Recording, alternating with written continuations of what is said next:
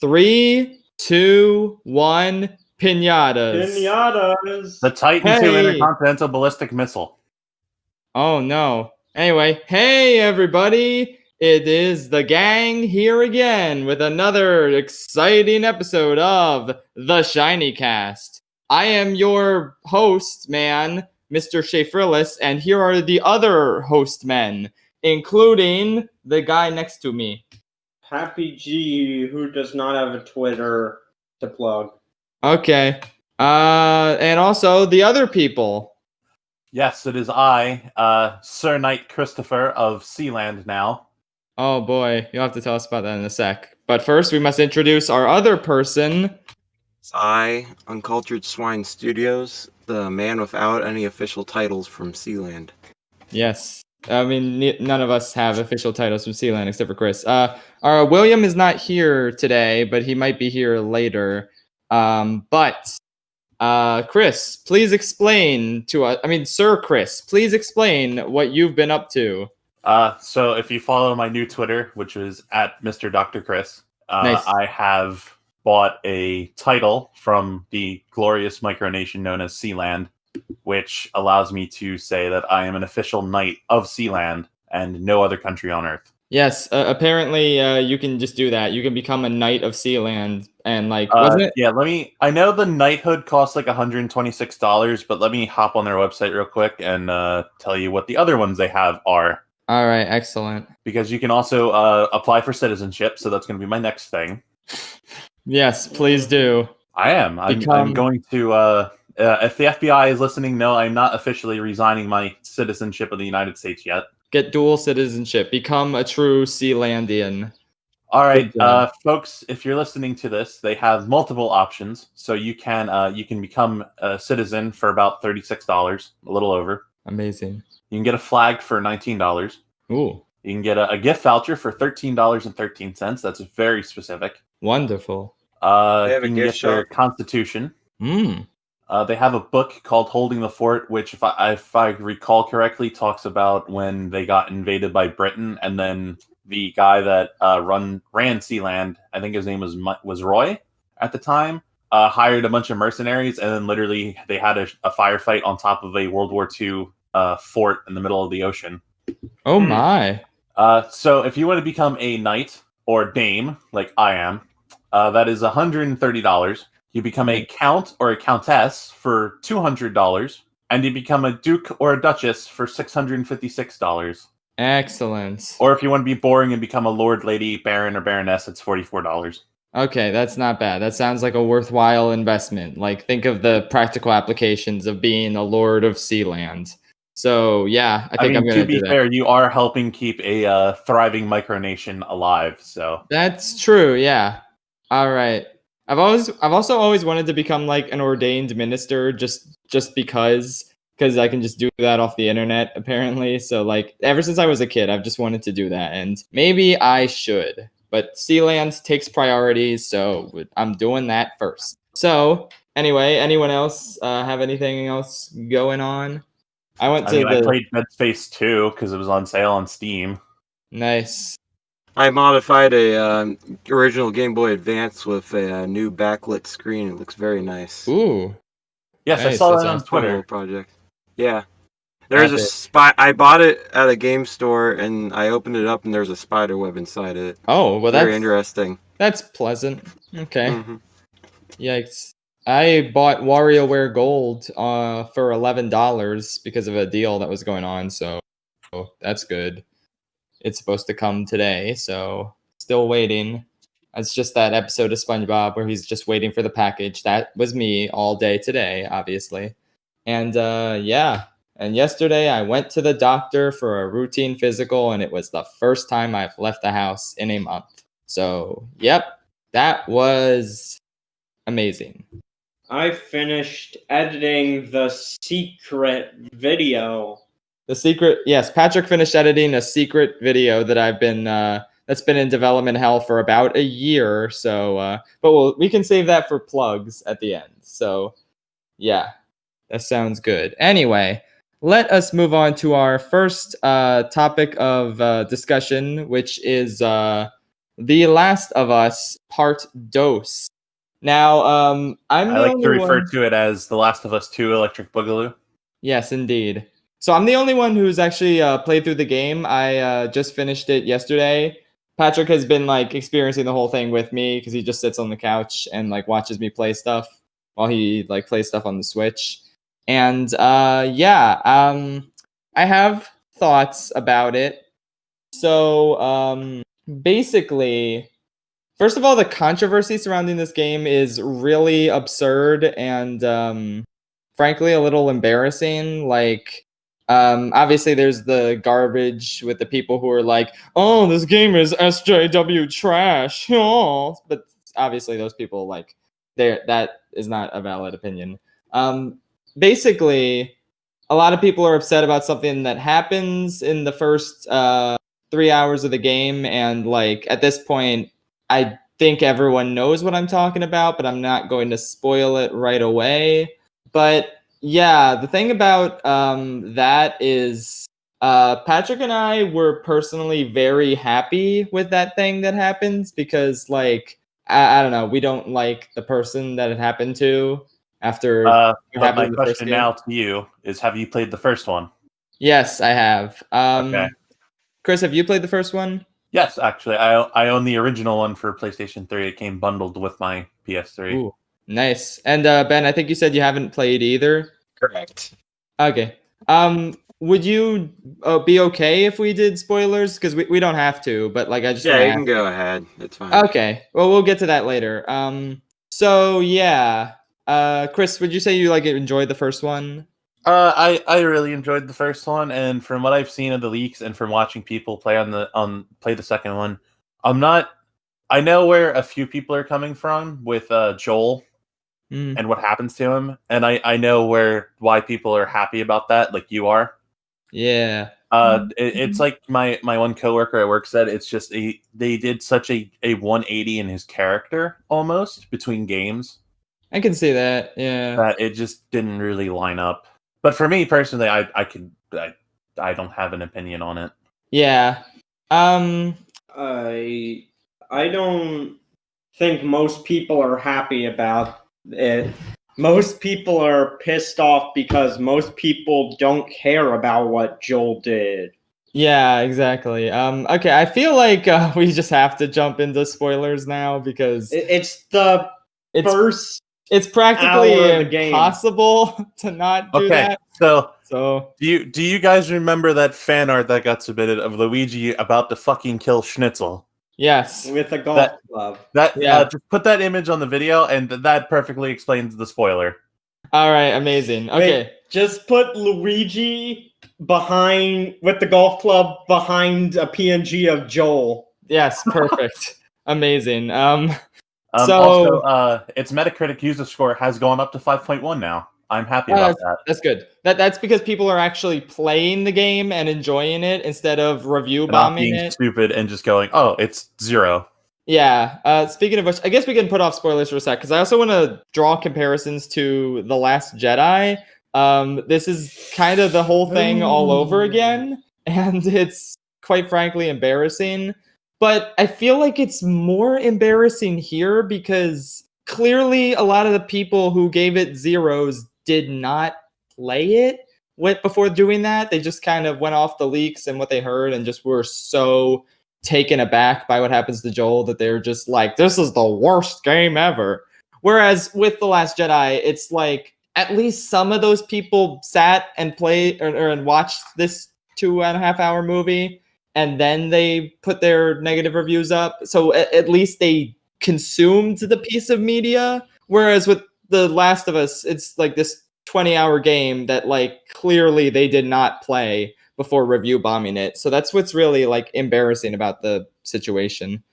One of many things that's embarrassing. But yeah, in terms of, I can see why game is divisive, obviously. But if I had to choose between which story I liked better between Last Jedi and Last of Us 2, I would probably say Last of Us 2 because Last Jedi has like good elements, but like it's just 2/3 of it I really don't care for. Whereas Last of Us 2, it's like it's hard to describe because there's a lot of problems with the story, but it's not like clear cut like it is in Last Jedi, for example. Like Last Jedi, all the problems for me are with the Finn and Poe stuff, whereas the Rey, Luke, Kylo stuff is like what's really good. But like it's very complicated with Last of Us 2 because like there's a lot of story structure problems and a lot of things that don't really pan out, and they're kind of all over the place. But anyway, though, with that said, I believe it is spoiler time, everyone. So if you do not care, or if you do not want the spoilerinos, then there will be a timestamp right here to not get the spoilers. So I'm going to sidetrack you for just a quick second. okay. So the SpongeBob Facebook page released tarot cards today. Oh my. Sandy is the world, and me and my one friend, who are both heavily into JoJo, have just been gushing over that she's now Dio's stand. Amazing. Yeah, that sounds amazing. Please send me that. Anyway, so now spoilers. 3, 2, 1. Pinatas. Okay. Spoilers. Well, Joel in fucking the dies. house. Joel is dead. So okay. So as somebody who played the first game and thought, wow, Joel is a evil person for what he did there, I was like, yeah, you go, Abby. You bash him in with that golf club. I was fine with it because I was like, and that to me, I don't know if that was intended to be the reaction. I feel like you might have been supposed to sympathize with Joel. Like it's complicated to see what the intent was, but like what I can say about that is, as someone who didn't sympathize with Joel in the end of the first game, I personally was not invested in Ellie's quest to get revenge, since I didn't want revenge. I was like fine with Joel dying. But it gets even worse with the revenge later on with, I guess I'll say this, we learned that Ellie knew that Joel killed all those people to prevent them from using her to make a vaccine for the zombie virus. yeah, so it's like if Ellie knew about what Joel did, that was a great scene, by the way. The scene where where Joel told Ellie what he did. It's like there's a lot of excellent scenes that were like really emotionally powerful and like almost drove me to tears, but not quite. But like it's interesting that even after Ellie was like so upset with Joel that she still went on this quest to get revenge for his death. But to me, that's like ties into the main theme of the game, which is forgiveness, and it's all about Ellie trying to forgive Joel for what he did. And I guess the whole revenge thing against Abby is kind of like an expression of her forgiving Joel. So it's not good that she wants revenge, but at the same time, it's like at least she's growing in one aspect where she's not mad at Joel anymore. So it's interesting. Revenge is the main thesis, how it ruins everybody's lives. Abby seeks revenge on Joel for the death of her father, and it gets all of her friends killed. And then Ellie, likewise, it gets a bunch of her friends killed, and eventually ruins her home life. Yeah, it's really interesting how it all pans out. Like I love the intersection between Abby and Ellie's stories. I think on paper the story is like great, and it's like it's not as like clean cut as the first one. It's not as like simple and like excellent.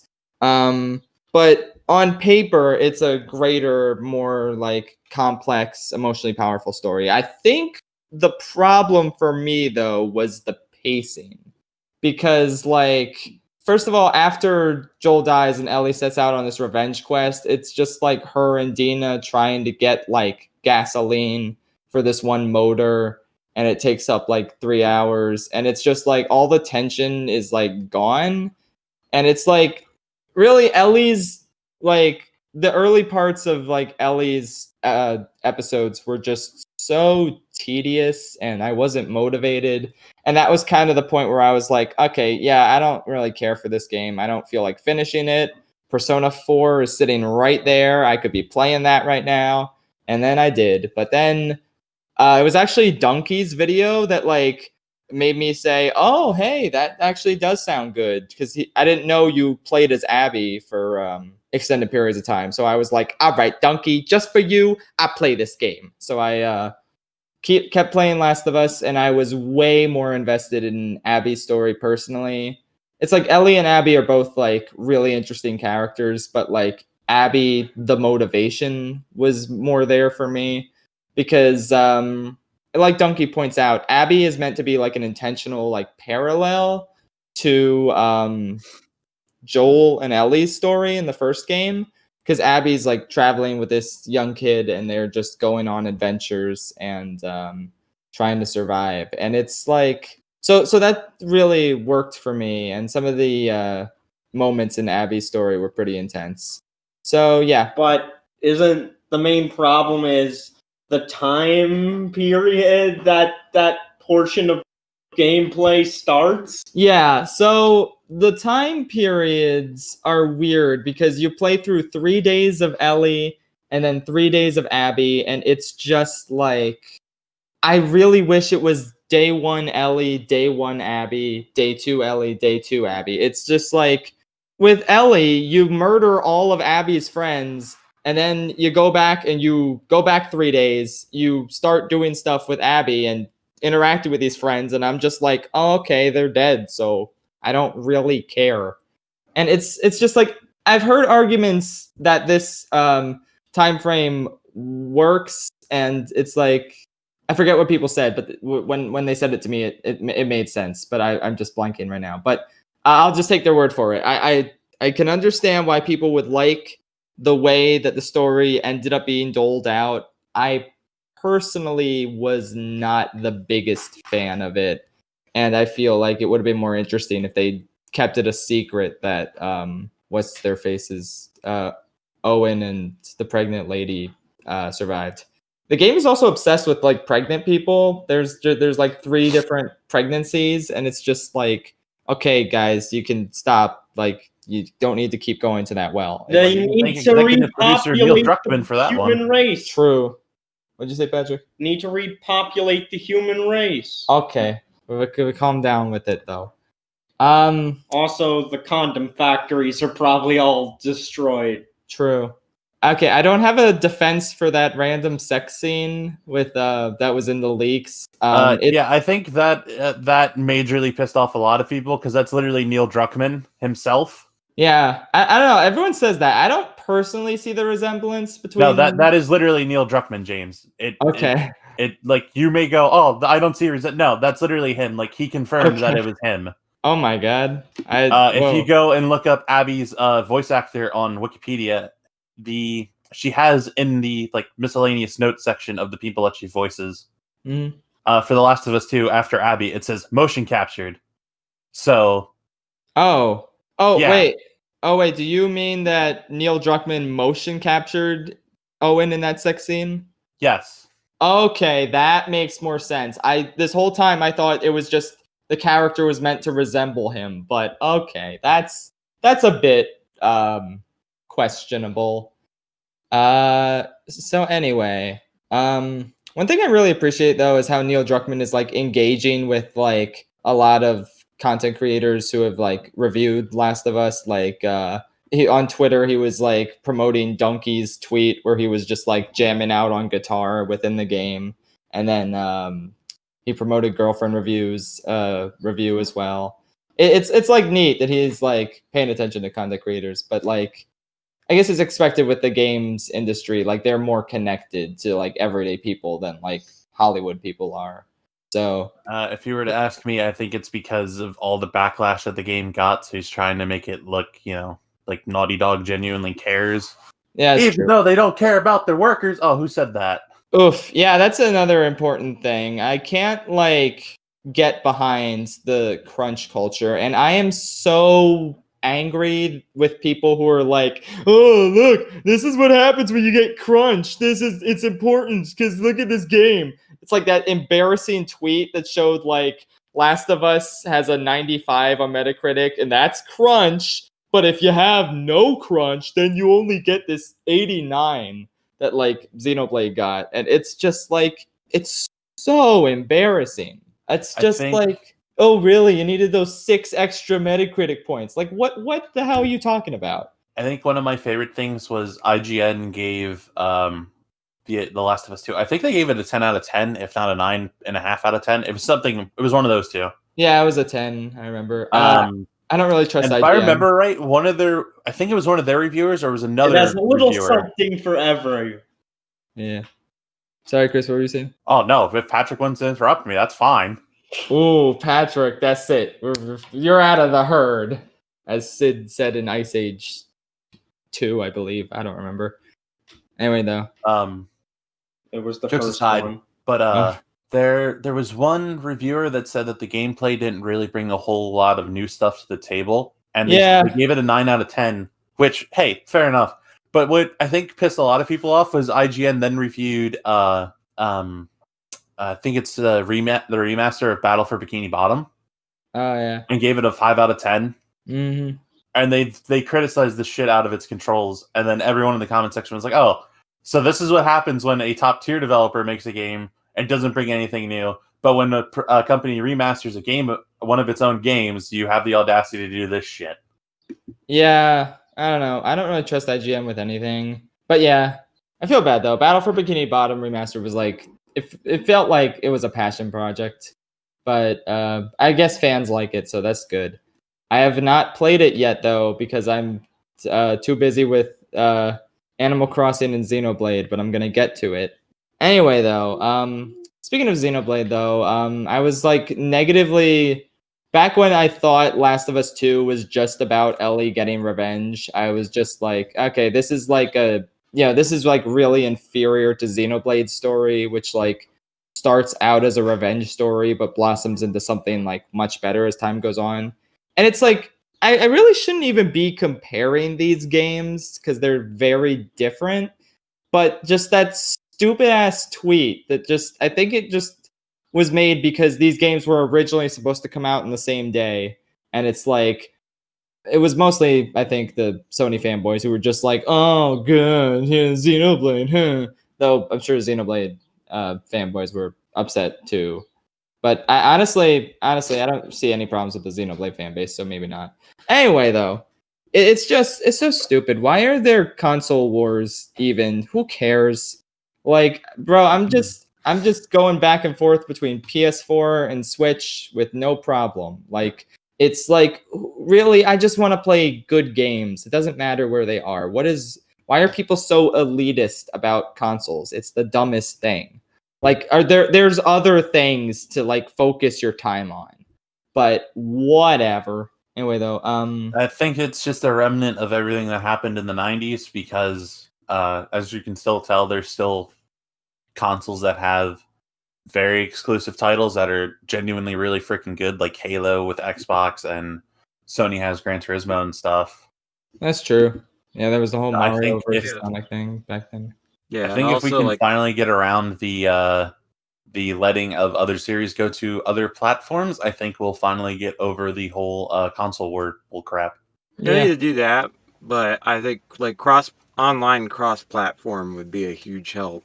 It says like if all your friends have PlayStation, you have an Xbox, the other way around, you have to justify why your parents or whoever invested $400 in this, and then you can't play with them.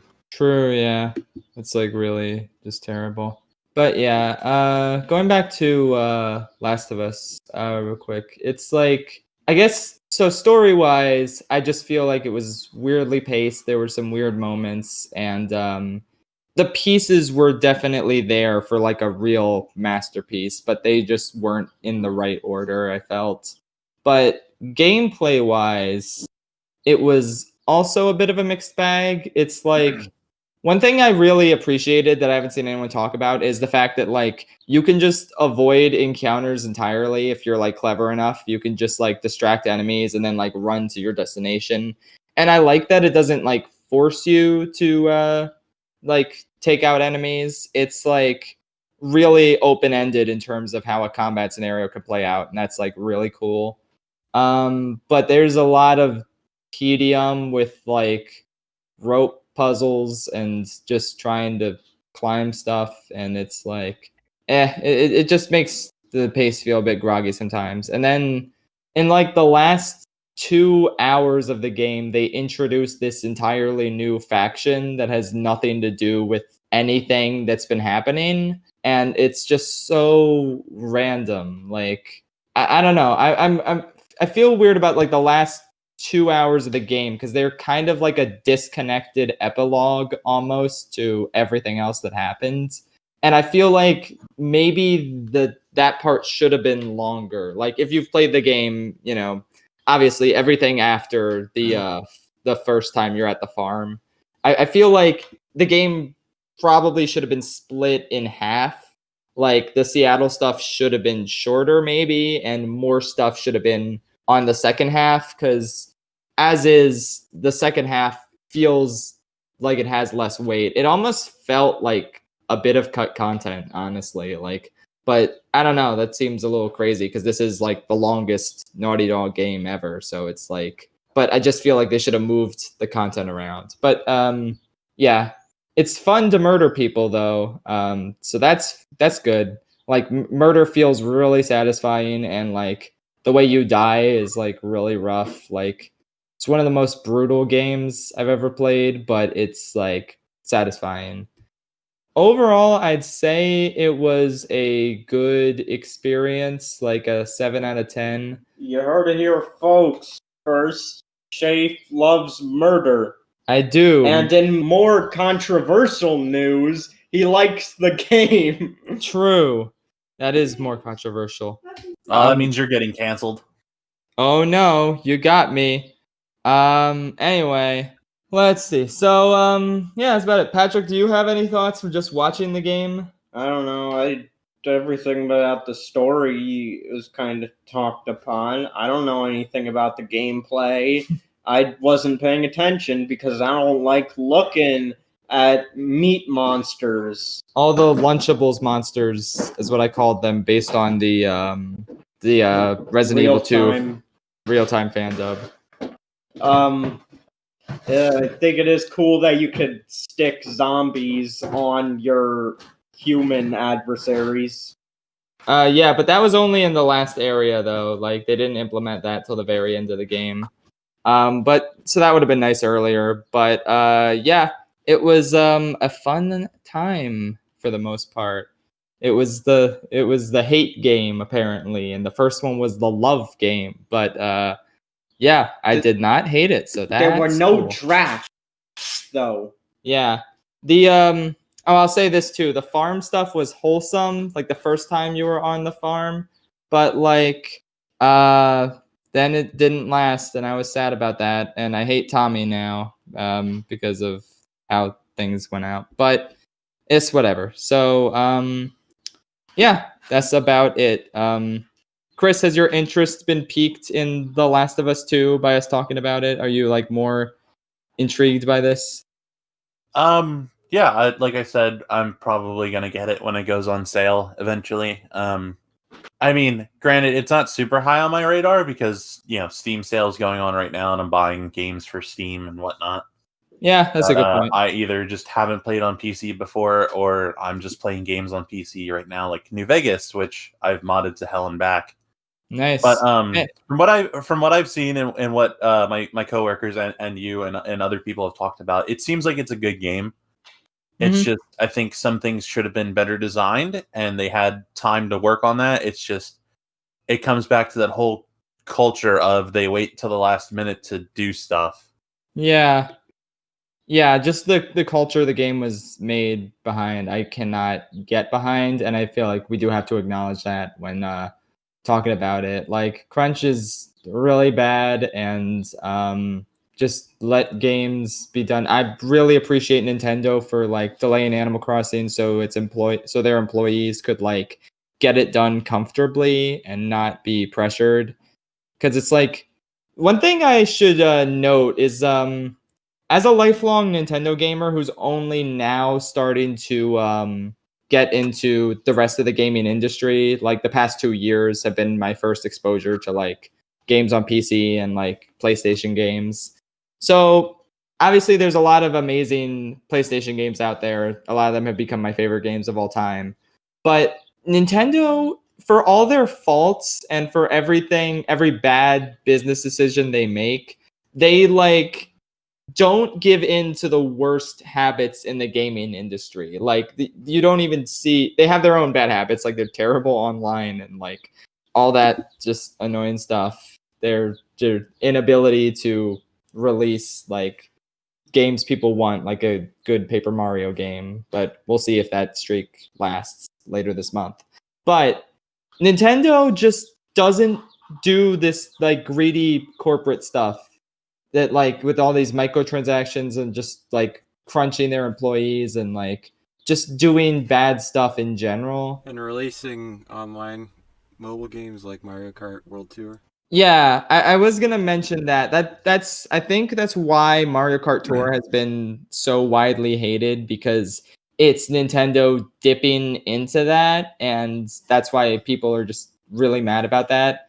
As long as that doesn't like plague their console games, then I won't mind. But like, yeah, it's like for all these years, Nintendo just, you know, focuses on these like great experiences without like trying to get their employees to work way harder than they should. I mean, obviously there's people like Sakurai that like work way too hard and like have these destructive lifestyles, but like I hope that man gets a rest.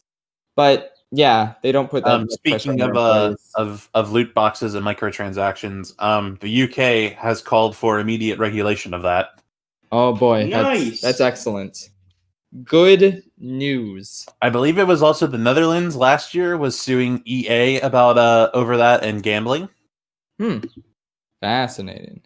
Yeah, I know a lot of people were pissed off about the loot boxes in the Star Wars Battlefront games by EA. Hey, look at that! I mentioned Star Wars. Oh, that's look at a that. transition. Whoa, that is our transition into the next topic, which is the TV show Star Wars: The Clone Wars. Wow. So that recently, amazing. So that I know recently something ended. about this. Amazing. Something Ben is knowledgeable about. We did it, everyone. Good work, gamers. So yeah, we've wanted to talk about this for a couple episodes now, but we just had other stuff that was going on. But yeah, so Clone Wars ended a few months back, and looking back on it, Clone Wars is like really something special in the realm of TV animation, because it's like attached to this huge property, and in the eyes of like many fans, it's become like an integral cornerstone of the brand that's like on equal footing with the movies. Like that's definitely how I like treat it in terms of like how important its events are, which is like crazy for like this animated like spin-off show that's like super different from the movies it's based on. Because I don't think this is very much of a hot take, but I do not like the prequels very much, and this show just fixes every single issue they have. And Golly, it's like, what a controversial opinion. I know, right? Amazing. But like it's just crazy how you can like go to this show and all of a sudden like this conflict is really meaningful and the clones are actual people and Anakin is like insanely likable. It's just like it's such an amazing like experience, and it's just I grew up watching it, and it just, like I said in my one season 7 review, it like the show grew up with me, which was like really awesome. So yeah, I guess that's good opening thoughts. So if anyone wants to also talk about it. The biggest problem with the prequels is probably, of course, nobody likes Anakin. Jar Jar was just one movie, so yeah, Anakin was so super whiny and annoying, and he complained about everything, even if sand wasn't present. Yep. But in the Clone Wars, you get all the descriptions that Obi-Wan gave him in that time he was reminiscing in A New Hope. he was a good friend. He was like such a kind, charismatic, bit unorthodox Jedi, but he got the job done, and he tried to protect as many people as possible. But unfortunately, that's his biggest weakness. It's a natural progression to the dark side where Anakin becomes more ruthless as the series goes on. Yeah, that was his mistake. But yeah, it's really cool because you like Dave Filoni really understands what George was going for with the prequels, and he like adapts the ideas so well, but in like little like subtle like ways that aren't super in your face. Like when Ahsoka and Barriss are trapped in the Geonosis arc in season 2, it's like Anakin cares deeply about Ahsoka. He doesn't want to lose her. And so he starts like choking Poggle to get information out of him. And it's like, that's exactly like what happens with Padme. He turns to the dark side to save someone he loves. And it's like, it's just so many little touches support the ideas of the prequels. And it's like really great. Anyway, though. Also, I love the world like that the Clone Wars has created. The prequels, nothing is interesting. It just looks like either boring politics that you don't understand or CGI in your face all the time. Meanwhile, the Clone Wars gets you, yeah, you actually understand what the stakes are with this war when you're seeing it firsthand. And also, it really helps that the show has such a cinematic feel to it. Yeah. The cinematography is stellar. The animation just gets better and better. Anyway, though, Ben, so what are your thoughts on The Clone Wars? So your opening statement did cover a lot of stuff. I like that it's stuff. So you said in the past is like the Revenge of the Sith has such a great story around it, and how the Clone Wars is able to build that up was done fantastically. It's unfortunate the way it got kind of rushed at the beginning, especially with how the movie got, and like the first season was kind of messy with like the chronologicalness and just they weren't 100% sure what they're doing. Yeah. But yeah, by I'd say like a season 2 and 3, yeah, pretty early on they were figuring stuff out. It's not like perfect throughout every time. Like obviously, like the droid arc, some of the droid arcs were really bad.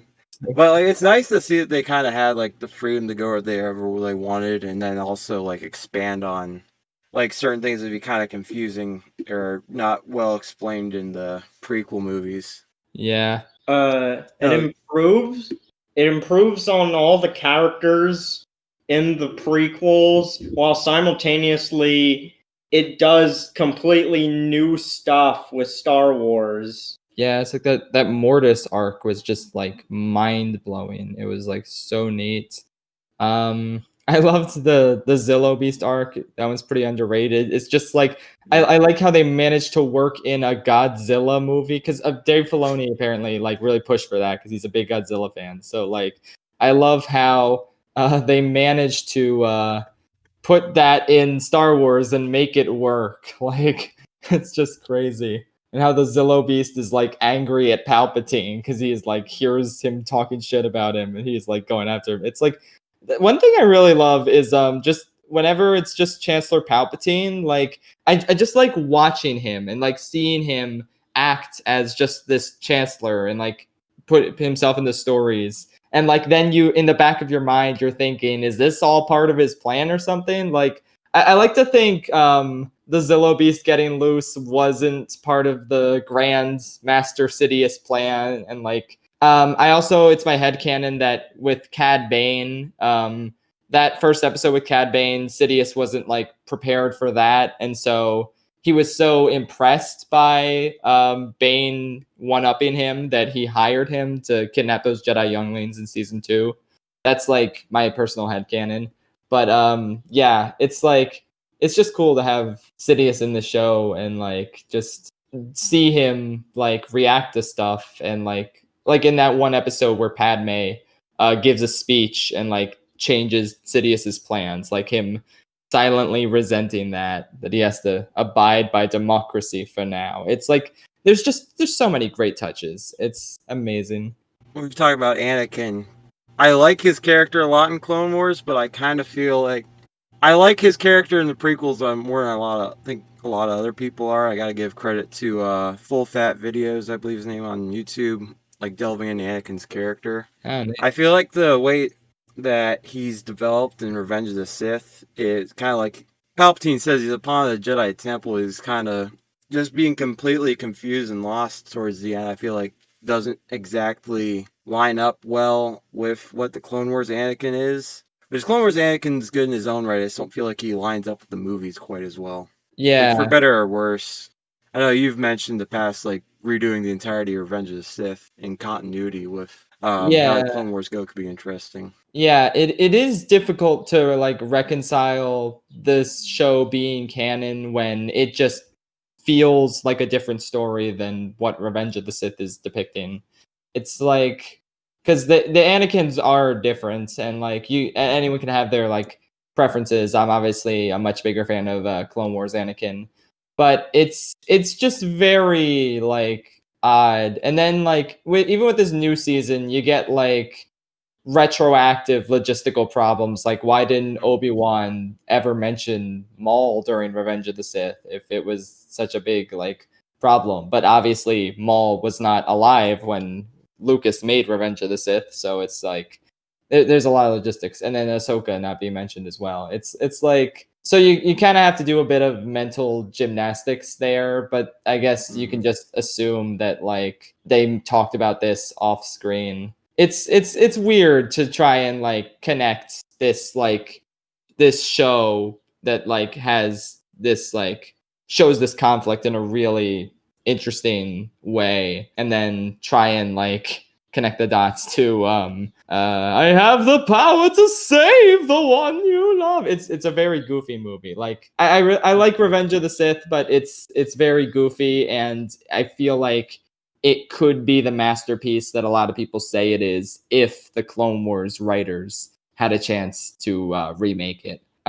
So I'm not holding my breath for that, but like who knows? Actually, yeah, I'm thinking about what you were saying about Palpatine's plan with how quickly he staged his capture right after the like assault on Mandalore was about to begin. I wonder if he like if he like staged it so that it happened then, so that Anakin and Obi-Wan wouldn't go to Maul, and simultaneously separating him from Ahsoka. I don't know. Because they never explained how Darth Maul escaped from Palpatine, right? It was explained in a comic that was a cut Clone Wars arc.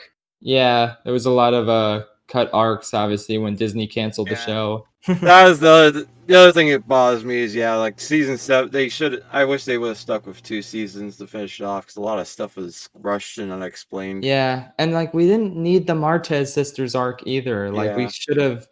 Honestly, it's like their justification is that like Rex, Ahsoka, and Maul are like the 3 key players, I guess, in the finale arc. But if that's the case, then give us a 4-part Maul arc. Show us him escaping from Sidious. It's like, I don't know. I think it was in a throwaway line. He mentioned to that Mandalorian guy, like, you helped me escape from Sidious before. So like, at least it's semi-addressed, but like, it's good to at least know that one comic. I haven't read that comic, but I know all the details, and it was such a good story. I wanted to see it.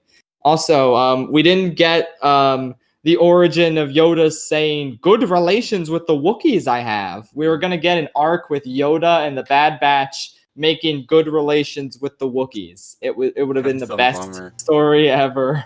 Yeah, the droid attack on the Wookiees. We needed the prequel to the droid attack on the Wookiees. Exactly. Like, come on, that's the best story. It was a critical point of the war because it's what got rid of Yoda on Coruscant. Exactly, it's important. But yeah, obviously Clone Wars' cancellation stung because there's so many great arcs they could have had. it's difficult because we did get this amazing 4-part finale with the Siege of Mandalore that's just like perfect and like one of the best Star Wars things ever made. So it's good to have that, but I keep thinking maybe we could have had that in addition to all these amazing arcs. Like I'm not sure how things would have gone, because obviously in a world where the show was never canceled, I feel like Clone Wars probably would have wrapped up before these like new movies, and like there's a lot of references to the new movies in Clone Wars, like they're like Darth Maul in the hallway is like Vader, and there's that guy from Solo.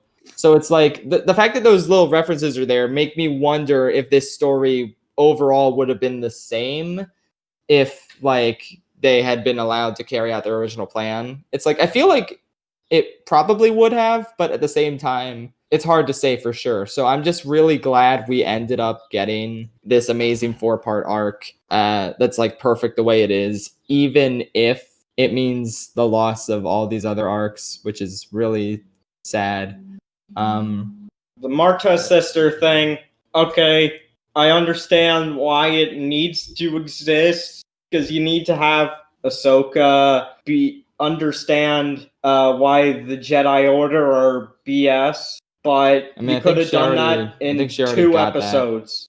I think she already figured out they were BS. But I mean, it wouldn't make sense to just have her show up in the Mandalore arc after the last time you see her was her leaving. Yeah, well, I feel that. It really should have been just 2 episodes of the Marta sisters. Like, I really don't know why they had to drag it out to 4. It was so weird. But anyway, though, one of my favorite little details from the show is the season 4 arc with where Obi-Wan is impersonating the bounty hunter. Just first of all, that arc is so phenomenal. But what I really like about that arc is that it's staging a kidnapping for Chancellor Palpatine. And it's like, then your brain starts to connect the dots. Like, wait a minute, that's what they did in Revenge of the Sith.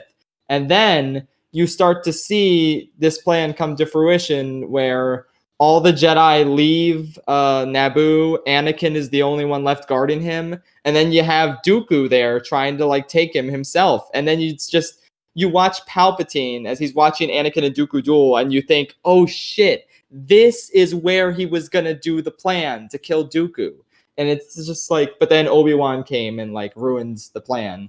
So it's just so cool to connect the dots, because it's never explicitly said, obviously. I'm not sure if Dave Filoni has ever said it before, but like, it's just such a neat detail that's like hidden in plain sight. And the show is filled with those. Like another thing I really like is when Anakin, it's like the Clovis arc where Clovis dies. Anakin could have saved Clovis, but he just, like with the Force when he was falling, but he just didn't, because Anakin just hates this guy and would let him die if he were evil, which he becomes. So it's like, holy shit. Like, and you don't really notice that unless you're like paying attention. There's just so many great details that just enhance the ongoing story of Star Wars as a whole and are just so cool to like watch. So it's good stuff. Every character from the prequels is improved except for Grievous. He's pretty much the same. Yeah, Grievous is a little embarrassing. It's like the 2003 Clone Wars show. That Grievous is just the most godlike thing in existence. Amazing villain. And then Grievous here is like, come here, child. I'm looking for you. And it's just like, what happened? The canon explanation with Grievous in the original Clone Wars TV show is really funny too, because like as Grievous is escaping Coruscant during the Battle of Coruscant, Mace Windu force chokes his his rib, or not force grips his rib cage or whatever's protecting that, and messes up his lungs, and that's why he has a cough. Yeah, apparently. I really like that. But yeah, they couldn't write in that he has a coughing fit in the TV show, because when that was decided in the movie, but the TV show had already premiered Grievous being a badass, so they just made that as a last-minute explanation for his cough in Revenge of the Sith. I guess. Yeah. Yeah, it's just it was such a cool detail. Like, I miss that show. Like overall I prefer the new Clone Wars show, but like the old one was pretty solid too. It was good stuff. Yeah, Mace Windu was also better in that version of Clone Wars because he just like used the Force to punch droids apart. Yeah. You don't like Mace Windu wandering around with Jar Jar doing I can't even remember what that arc was. Oh my god. I don't know. Jar Jar had a girlfriend and then Mother Talzin showed up for some reason. It was something. Whoo boy. But yeah, Dooku is an actual threatening villain in this show. Yeah. He has like the animated Dooku somehow had more presence than Christopher Lee. And I was like shocked by that. But like Dooku feels really sinister and evil. And it was good stuff. Obi-Wan is even more hilarious than he is in the movies. Mm-hmm. And then Who else? Maul. Maul, holy shit. Oh my god. Okay. In my opinion, they practically invented Maul in Clone Wars. Like, it's just he's not a character in Phantom Menace. He's just a visual. And then they built his character from scratch in this show, and it's just so good. Just everything they do with him. His voice is just perfect. His like presence is so sinister. It's like he's this strategic mastermind, and he just builds this criminal empire out of nothing. It's just like one of my favorite villains ever, not just in Star Wars. And I never would have said that if it wasn't for this show. It's just like insane. Yeah, good stuff with my boy Maul. Maul in Phantom Menace was just a visual. That's all he was. I said that. Oh, I wasn't really listening because I was thinking about my next point. Wow. There were a bunch of new characters, and a lot of them are great. Yeah, so Ahsoka obviously really grew on everyone over time. That was cool. I think that like they took a character that really nobody liked when she first came into the show. That's because she was an annoying little kid. Yeah, but she grew up with the show. Exactly, and it was like cool to see her grow. Everything. Cad Bane is the coolest thing ever. I'm really shocked that like they didn't bring back Cad Bane for the Mandalorian. Like he seems like a really good fit, and I feel like he could have feasibly lived that long. They were supposed to kill him in a scrapped Boba Fett arc in the show, but like technically that never happened, so it's not canon, so he's still technically alive. Which is good because Boba Fett is overrated. Exactly. Boba Fett's the one character that I feel like the Clone Wars did dirty. Like he's even worse than he was in Attack of the Clones, honestly. He's just I was embarrassed for him. Like whatever. But yeah. I also gotta make a shout out to my boy Hondo. Hondo. I like the Citadel guy who's like, never tell me that Count Dooku is on the line. Like that guy was funny. I just liked his voice. And what about the great Moralo Evil? Moralo Evil was good too. Or General Lockdurd of the Separatist Alliance. Dr. Nuvo Vindi. Yeah, there's just too many funny villain guys and gals. It was fun. Anyway, though, I feel like so to kind of like wrap up the discussion, what is everyone's favorite Clone Wars arc? Like, not counting the Siege of Mandalore, because obviously that's just a masterpiece. But what is everyone's favorite arc in the show out of the three of us who have seen it? Mine is it's Fives and figuring out like the chips. Yeah, that one was intense. That one's definitely one of my favorites too. That one is so good. I really love that I love that little droid that he's like with. That guy was like hilarious. It makes you think. Like we're stuck with 9 movies with C-3PO. No offense to C-3PO, but like when you can have someone like this droid who's like so much funnier and more charismatic. But yeah, that hurt with Fives, and I love how like it felt so close to Revenge of the Sith with the whole Order 66 stuff. and it was important That's to the kind of Siege really of it's a, Mandalore. it's kind of a bummer when it like doesn't get any close. It kind of feels like it doesn't get any closer. Like, or was Yoda's arc with the where he's fight him and like the vision that Palpatine gives Yoda? Was that before or after? That was after. That was like the end Okay, of so that's season like the 6. other. That was the other time it got close after that. But between that and Siege of Mandalore, that was the only moment where they felt like they got closer. Yeah. It was an okay note to end the series on until we got the real conclusion. Like I was okay with that Yoda arc being the end, but yeah, obviously this Yeah, is it better. started with Yoda and it ended with Yoda. Yeah. And at the beginning, Yoda was all happy, like teaching the clones that that they're their own people. And at the end, it's like, oh shit, everyone's gonna die. Yep. It was a yike. Anyway, Patrick, what's your favorite? Well, first, I want to say something about the Fives arc. I think they made the inhibitor chips a plot thread because they realized, wait, we're making the clones actual characters that are likable now.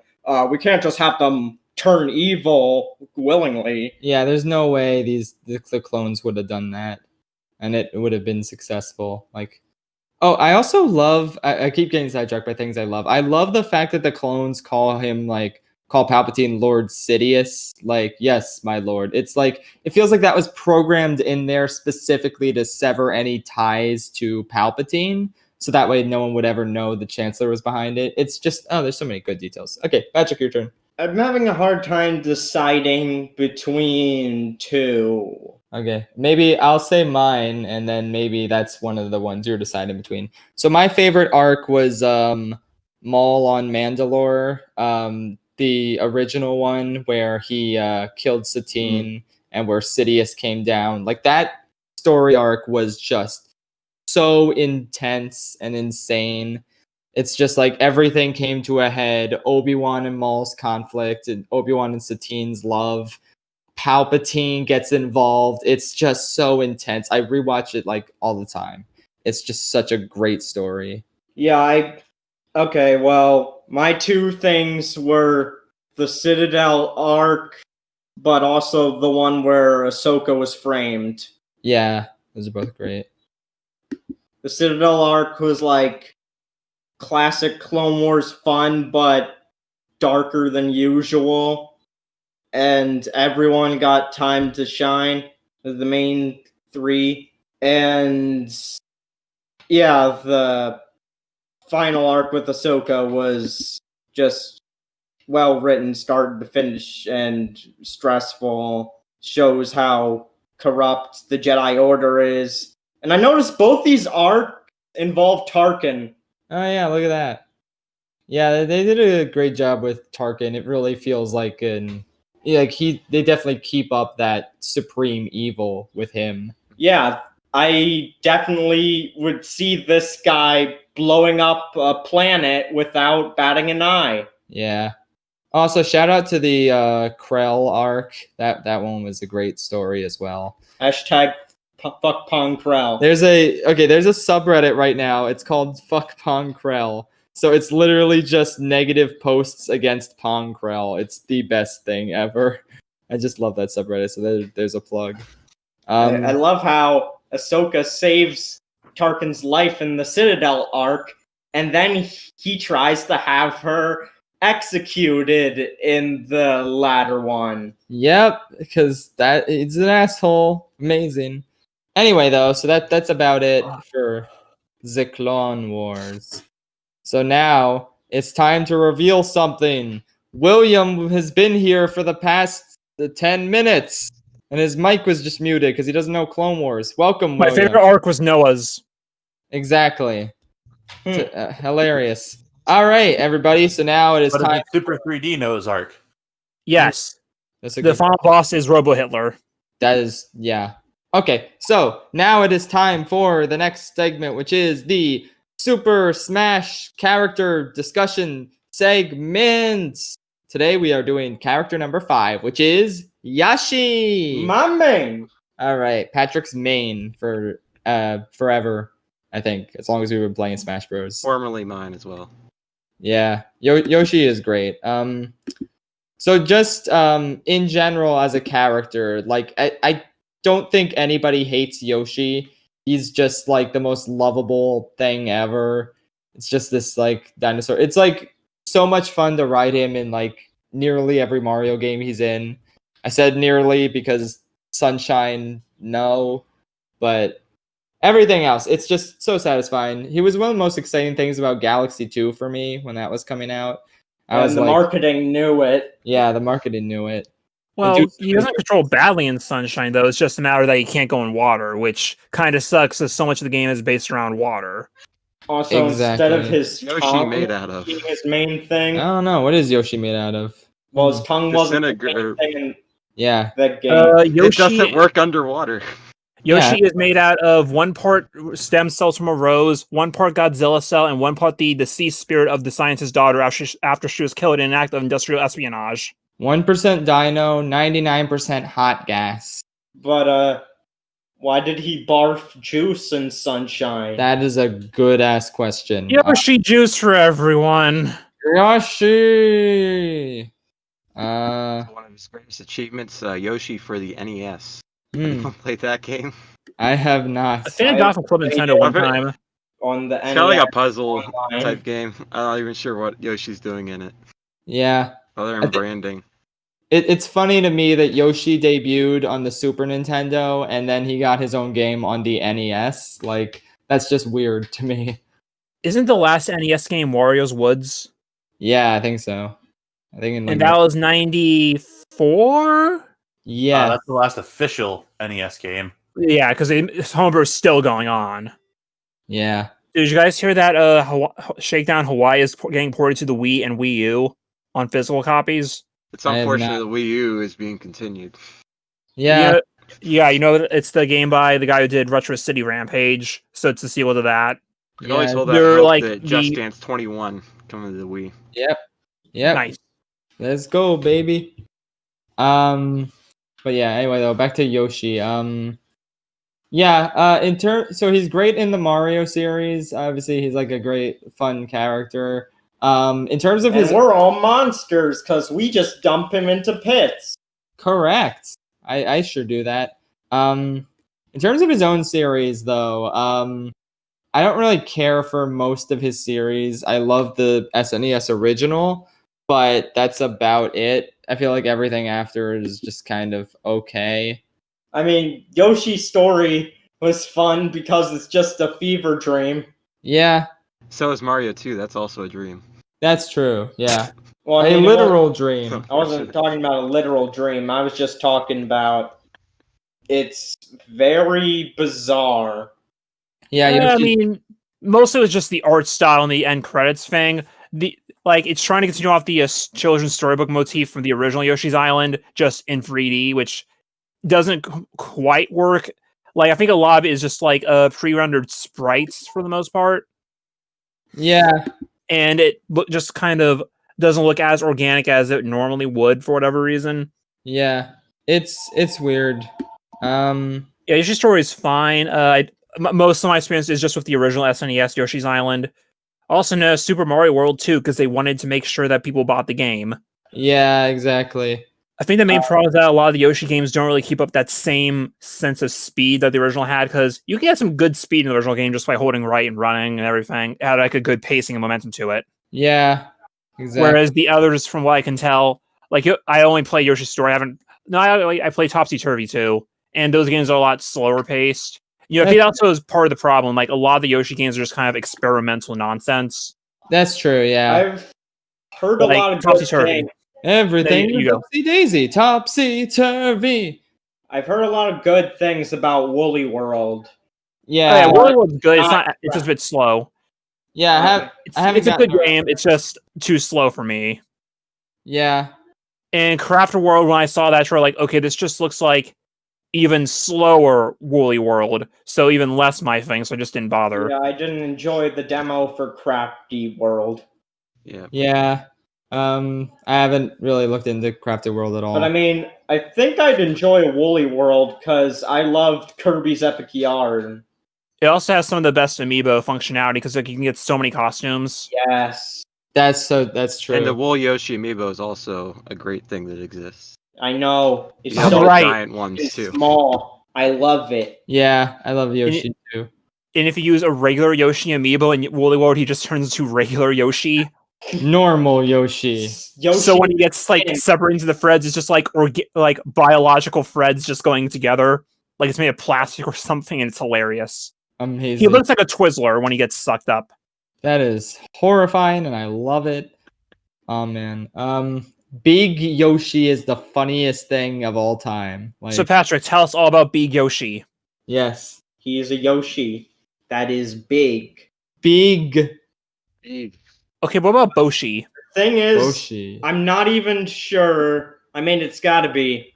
It's a real sprite from Super Mario RPG, right? Yeah, Okay. yeah, it is. I knew about Boshi. Not quite that well, though. He's like Yoshi's rival in that game, I forget like his actual character, but he's a blue Yoshi with sunglasses. and And he I doesn't think he have, has like spike collars or something. he also doesn't have shoes on. He So doesn't? we get to see that Yoshi's feet are super spiky. Oh yeah, look at that. Oh my goodness. Oh right. Yeah. Unfortunately, him and Big Yoshi are owned by Square. Oh dear. Curses. Mm. Oh well. I'm looking on the Alright, Mario. true or false? Do PC. we support tax fraud? No, we do not. Tax fraud is Yoshi bad. needs We to die. endorse Yoshi. Yoshi deserves the death penalty for tax fraud. So That's true, but the IRS is a punk Unfortunate. bitch. Yeah. true. That is true. But yeah, Yoshi is pretty good. So in terms of Smash, This is where people hate Yoshi. this is where the fun begins.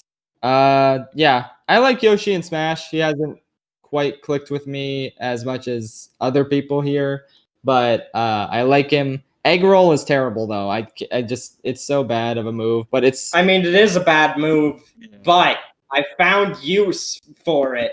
Whenever you use it in the middle of a match, people are so taken aback that you actually used it that they always get hit by it. nice. Specifically in multiplayer matches, because if you're just going one-on-one, of course they're gonna dodge it. No, I've hit people with it in one-on-one. Amazing. My high score was 7,100 something with Yoshi in terms of GSP and Ultimate. I barely missed Elite Smash. Well, I think we should also talk about like Yoshi's evolution in Smash because he drastically changed between Brawl and Smash 4. And between Smash 4 and Ultimate, I feel like he kind of got better. I don't know where he is currently in the tiers, but Yeah. like I I'll say was that okay with Yoshi in the first couple of games. I was like, okay, he's fine. Not really my cup of tea, but he's okay. In Smash 4, like, okay, he's pretty good now. He's pretty fun. Ultimate is just like everything connects. Yeah. Yeah. Finally. So the biggest Like- problem for me is like pre-brawl is where I think the biggest is just because you don't have the recovery at all. Like your up special is just throwing the egg, and there's no like extra boost you get up like in the current games. Yeah. I've been playing with Yoshi since Melee, and in Melee and Brawl, I sucked with them. And I think in those games, Yoshi is objectively has more flaws than perks.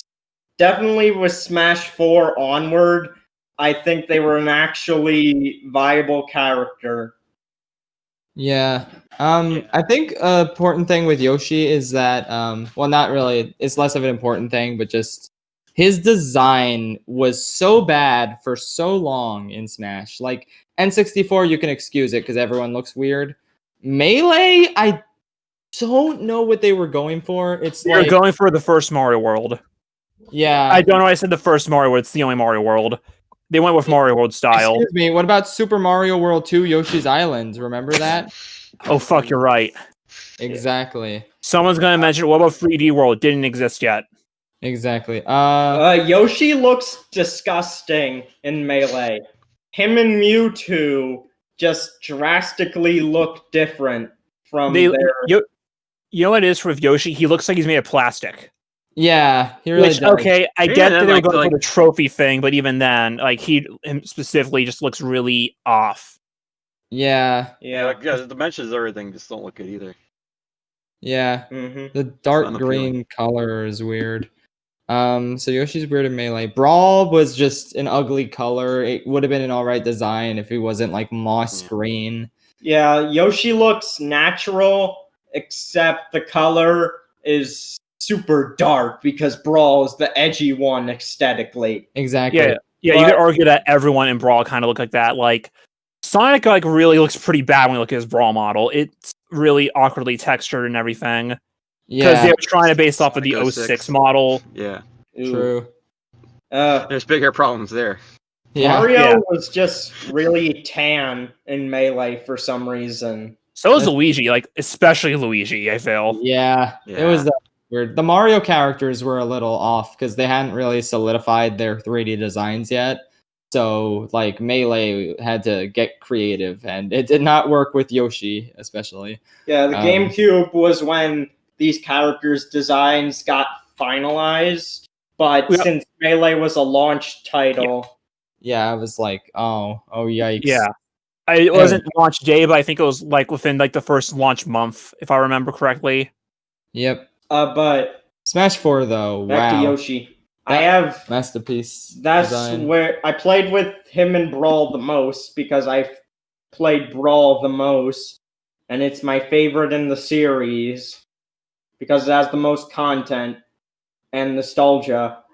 And so I have a lot of nostalgia for Brawl Yoshi, even if he looks gross. We talked I about love him Subspace at in all the on dark this green. section I- yet? I don't think we have talked about Subspace and, like, their role in it. I think it's after Luigi. I think that's where it starts getting important. That's true, yeah. But no, Sonic had the best role in Subspace. obviously. Kirby, though, next episode will be the Subspace. And the World of Yeah. Light. And Kirby's the key to all this. We Because get it, Sakurai. You made his character. he's a funnier character than we've ever had. No, DDD is the funniest character. That's true. Well, yeah. DDD Yeah. is the key to all this. Anyway, for those Brawl fans out there, with Yoshi and Brawl, I got so good with them, even if they were a bad character, that I beat boss battles at the max intensity. Yeah, that's something I would never have the patience for. So good job there. It took him literal years to master that. When'd you do it? Yesterday. I mean, I could show a photo of the Gallium Tank trophy if you people are doubting me. No, I'm not doubting you. When was it though? Well, I forget. You oh really? Sounds suspicious. You If can't we even go to the can't game, even remember the date Wait, when it happened. but- Okay. but doesn't the game keeps dates of when you accomplish certain things? Yeah, okay. Whatever you say. I'm not questioning that. I'm questioning the fact that you pronounce it as Gallium. Yeah. What? That's his name. I'm pretty sure Yeah. it's pronounced Gallium, isn't it? I don't know. Like Gallium, Galleon. That's a good point. Have we been pronouncing it I'm- wrong? Huh. Huh. Well, that's an next. We'll never know. There is no Uh, official pronunciation. I mean, There's no voice acting in Brawl. if you want to go with accuracy of words, Rayquaza is supposed to be Rayquaza, but that sounds stupid. Yeah. I've been calling it Quasar my whole life. Oh, I'm a fool. we're Rayquaza. we're a Rayquaza family. It's radar. It's Rayquaza. radar What? Quasar. We understand that it's phonetically Rayquaza, but come on, Rayquaza. Just listen to that. Yeah. I bet you pronounce it Blaziken. Okay, No, no. it's Blaziken. That's Blaziken. We got that Okay, right. good. You're not a complete degenerate. Yeah. One of these Okay, James. episodes. Is it Hydro City or Hydrocity? Pick one. Oh jeez. Oh god. Oh Metro frick. City or Metrocity? Metrocity. Hydrocity. Yes. You'll stay out of Hydrocity, Titan. No, it's Hydro City. Shut the fuck up. Okay. Oops. See, one of these podcast episodes, we just need to like go through every Pokemon name and figure out how we all pronounce it. Okay, how do you pronounce Pikachu? Pikachu, Pass. obviously. How do you say Pikachu in Japanese? Pikachu. Pikachu? Correct. Yay, we did it. Okay. Anyway, though, let's get back on track. So, I think we Spirit said tracks. everything about I think we said about everything about Yoshi. He started looking good in Smash 4 and Ultimate in terms of design, so that was cool. And then he played good in Ultimate. Yeah. Unpopular opinion, I like the Crafted World alts. I don't know. People seem to hate that one, but I like it. That's disgusting. I love it. That's disgusting. It's They crafted. got rid of the black Yoshi for that. Yeah. Oh, that's true. Oh man, that one was probably better. Okay, damn it. At least we still have Barney the purple dinosaur. Correct. Yep. Okay. Well, anyone have any closing thoughts about Yoshi? I like how they made a point of pointing out that when they redid him in Smash 4, that he got back surgery and is now standing upright. Yeah, he That's just true. trained with the Wii Fit trainer, just like Bowser. That's true. Wholesome stuff. Okay. I think I like remember- the last of the original 12 to get revealed. No, like Captain He Falcon was. was the last one. I remember. He was the being- last of the original 8. Yeah, they waited till April to announce in that big April Direct where they announced Greninja. Yeah, I remember being pissed that he wasn't in the original reveal, not like the only one of the original 8 who wasn't in the debut trailer. we needed room for Pit, okay? We needed Sakurai's new angel. We all needed right? Mega then Man. That's all that I was mattered. even more Yeah. pissed off when he didn't show up on the website when Yoshi's New Island was released. Oh yeah, they announced Diddy Kong before Yoshi. It's like, what are your priorities here? But I mean, my priority would be Diddy Kong. oh, true. Anyway, though, so And one last thing. During the years of musical high school theater, I won the Melee tournament with Yoshi. Oh, right, good. I remember that. Yeah, you beat Good James work. in the finals. Oh, is that what happens? I don't remember that. Yeah, it I was even between beat you and Mr. James. Crick's Link. Oh, Mr. Crick beat me. I think So I'm the better Smash player. no, boo. You're the I also better remember Melee that player. lunch period you were also Yeah. talking to me how you thought Yoshi was going to get revealed soon. So congratulations, Patrick. You brought it back. Yay! I don't know Amazing. why I remember that specifically, but I remember you trying to tell me about Yoshi and Smash Brothers. I don't remember any of that. Anyway, though. Me You were neither. talking to Chris at that point. Okay. Fun times. Anyway, One though. more thing. I don't Yeah. appreciate that in the original Smash Bros. Trailer that Yoshi hits us with a hammer. That's rude. Not cool. That's no good. I mean, Mario was the one who started it by tripping Yoshi. That's true. I maybe Mario's we deserve- bullying Yoshi. No one should be surprised by that. Yeah, Because Mario works with the IRS.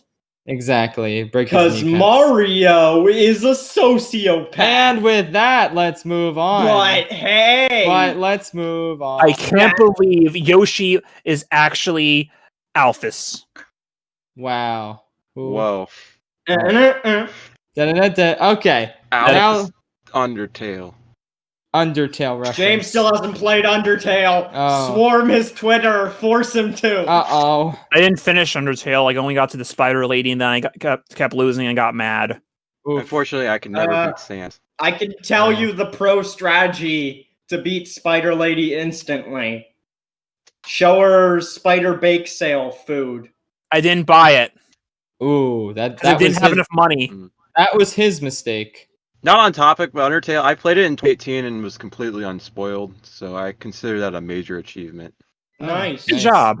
I'm mostly unspoiled. Like, I don't know anything major outside of stuff with Flowey, but that's about it. I probably got spoiled, but I don't remember any of it. Okay, that's good. Anyway, though, now it is time to move on to discussing a random food briefly. Ooh, we got a... All right, I typed it into a random food generator, and here's a randomly generated food. It's a fun one, everyone. Potatoes. I don't know. How are you holding up? Because I'm a potato. I like forms I potato can take. I mean, it's probably one of the most versatile foods, honestly. Yeah. Yeah, I enjoy French fries. Yeah, I love French fries and chips. Oh, you know Hash what? browns, tater tots. We're talking about the base potato, aren't we? Yeah. Oh, you know what? I did eat a lot of Potatoes. potatoes. Chris, do you remember that grad party, that fancy grad party we went to, of someone who we don't talk about? There were a lot of potatoes there. Oh, you mean when we went to the hotel that looked like it was straight out of the fucking Shining? Yes, that's the one. That was Yes, scary. there was like an entire table dedicated to just like potatoes and its various I, forms. I ate a lot of just regular potatoes that day. Those were really good. So, but that's really the only experience I have with eating regular potatoes that aren't fries or chips. I have never had an original potato. Ooh, that's so sad. You just had these shitty adaptations. No, these are the good adaptations, actually. No, I apologize. Potato ports. Yeah, Gotta have it on the original console. exactly. You got to play the original, or it's not valid. Cut it crisp and grill them. McDonald's makes the best French fries. Tater tots are everything with potatoes is good. Yeah. I like potatoes. Everything you can make potatoes in. Can I say something that's mashed potatoes are painfully disappointing. Ooh, I actually love mashed potatoes. It depends who's making them. My grandmother makes really good mashed potatoes. But yeah, I like mashed potatoes. I don't really like slimy food in general, so I never tried mashed potatoes. Even if it's like slime, like there's slimy, there's gritty. I don't like either direction that people go with it. Pretty much. Yeah, I feel that. Yeah, it's just not my texture. And like I can do other foods like it's just that mashed potatoes just for whatever reason not my thing. I like scalloped potatoes though. That's fair, yeah. Baked potatoes are good too. I don't know what the difference is, but it doesn't work. Yeah. Well, baked potatoes are still like more whole, and like you can put like a bunch of toppings and stuff on baked potatoes. True. They're like a potato taco. It's still better. Yeah. You guys want to hear the most controversial opinion that will ever come out of this podcast? Probably. No, there's only more controversial opinions, but say it anyway. Yeah. Burger King is better than McDonald's. Patrick, I agree with you. That's not controversial. Yeah, no, who likes McDonald's? I don't even like Burger King, and I agree. Okay, are you talking about the restaurant as a whole or their French fries? The restaurant as a whole. Talking about. Okay, I can deal with that. Burger King French fries are the worst French fries. Yeah, they're I could completely boring. Disagree, but I respect your opinion. The French fries are okay, but McDonald's French fries are better. But overall, Burger King. Yeah, I agree. I still lean the McDonald's overall. I accept Burger King. It's pretty good. They give me a lot of free Whoppers, like a lot more free Whoppers than I should be able to get. That's true. Get their app. It doesn't work very well, but you get free Whoppers. Excellent. Amazing. All right, so that seems to be it about potatoes. We appreciate their contributions to society. So anyway, did you know that the potato chip was made by accident? Yeah, we know. We've all read that story. That guy made them out of spite. I didn't even get to give an opinion about potatoes, but it's okay. Oh shit, that's right. No, I will forever. You've been silent this whole time. That's right. Goodbye. Oh, okay, he left. Chris actually left the chat. And he's back. He's the man behind the mask. Amazing. Chris, did you eat as many potatoes as I did on that grad party day? Well, you see, lad, potatoes are a staple of my great-grandparents' homeland, known as Ireland. Ooh. And I will tell you right now that there's a reason why potatoes are so versatile. It's because they're grown in the Irish hills. Hmm. There's a point in time where they weren't being grown in Ireland because there weren't any. Yeah, we don't talk about the Great Famine of like the 1800s that killed off more people, and Ireland is only now beginning to recover from it. Oh dear. And then Corona happened. Yeah. Yeah, you see, potatoes are just great. They are. Good stuff. Okay, so that's about it for potatoes. Now they're good conductors of electricity too. Yep. Yes, okay. I have a potato clock in my room. Is there anything potatoes can't do? Nope. Walk. All right. Yeah. Moving on to the Q&A. So now everybody look at some Qs that you would like to A. I was looking at some on the way back home when I was gone. There is one question I'm just going to want to get out right away from Yakira DC. I saw a similar question this on the actual YouTube channel. How does the video production work at the Shafrillis channel? Does he write the script and then put all his hopes and dreams in the hands of editors to make a great video with it? To which I would say that you're 80% there. Yeah. I write the script and then I record the audio. That's a step that you missed. And then I post it on the Discord server for the editors. the editors all take a part, and after they take their part, they get it back to me, and then I add stuff on top of it. Like if there's certain jokes that I like don't understand, I like take them out. Sometimes I add my own jokes. All the background music is from me personally, and yeah. So they edit it, but in the end, I have like final say over the stuff in the video. So I do a significant portion of the editing sometimes as well, just like fixing little things and like throughout the entire video, and like adding in my own jokes too. So the editors definitely do a lot to make the video great. Like they add a lot of great jokes and everything, but it's not only them. I also do substantial editing as well before the video is finalized. So that Candy Crush video, how much did you have to change in the end? Okay, so since it's been a goddamn year, we'll get to that. We're saving that for the end because we mentioned that earlier. Don't worry. Yeah, because I submitted my part for that like in August.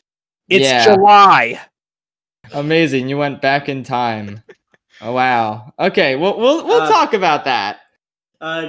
Dizzy from Animal Crossing. Yes. Favorite VeggieTales song. Okay, This is a good conversation. let's see. This is tough. My answer is prepared. Mine's got to be Endangered Love, also known as Barber Manatee. Iconic. Yeah, that is iconic.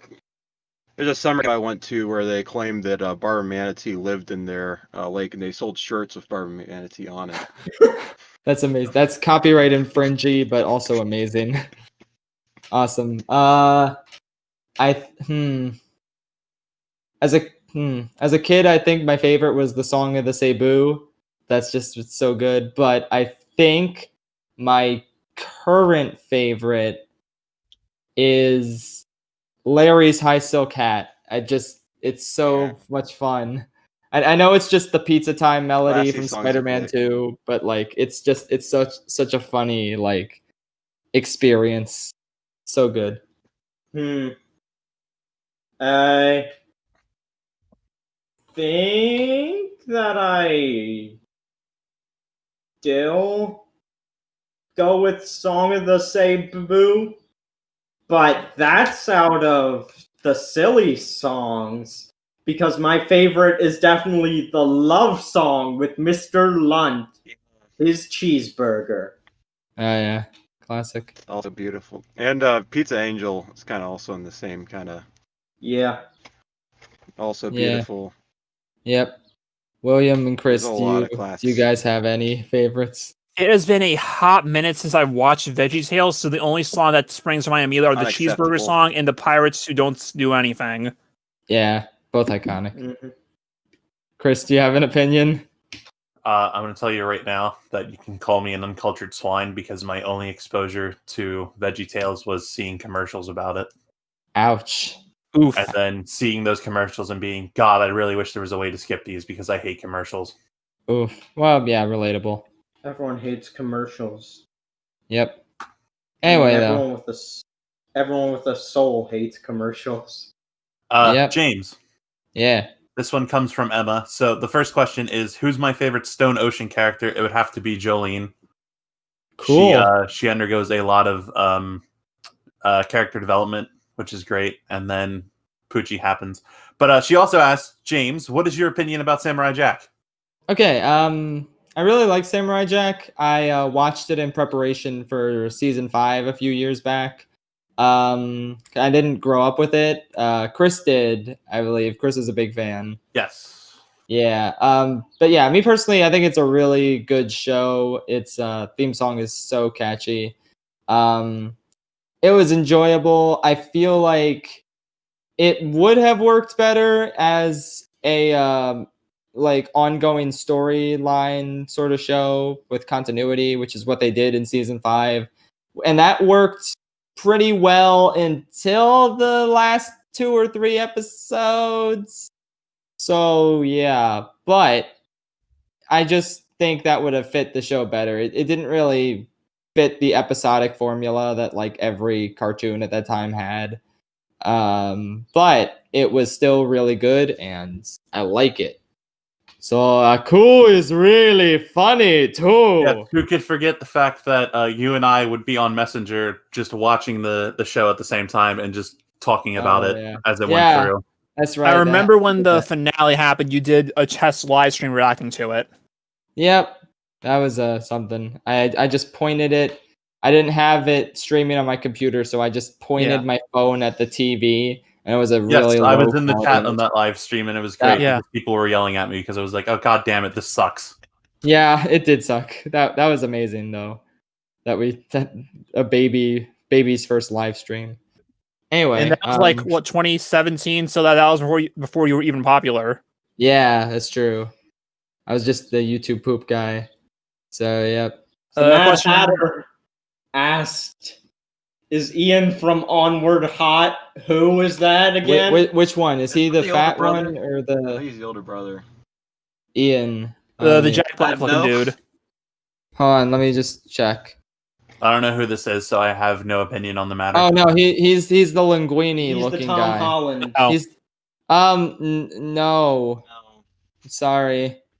Okay, a question I want to answer from Illustrator Jared. Who were your biggest inspirations as YouTubers, and what was your favorite videos they made?